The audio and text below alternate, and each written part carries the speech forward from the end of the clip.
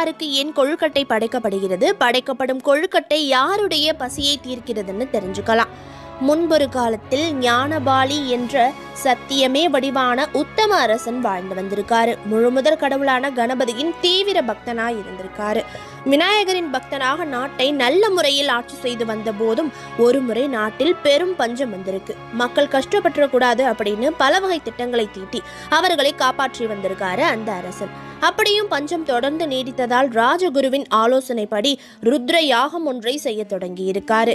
யாகத்தின் நடுவே அரசனின் விதி தனது வேலையை தொடங்கி இருக்கு. அவ்வழியே சென்ற மேனகை ஞானபாலியின் கண்களை கவர்ந்திருக்காங்க. சிற்றின்ப ஆசையால் அரசன் வேள்வியை பாதியிலேயே நிறுத்திட்டு மேனகைக்கு பின்னாடி போயிருக்காரு. தன் பெண்ணே வந்த ஞானபாலியை கண்ட மேனகை அரசனை எச்சரித்து விட்டு அந்த இடத்தை விட்டு மறைஞ்சிருந்திருக்காங்க.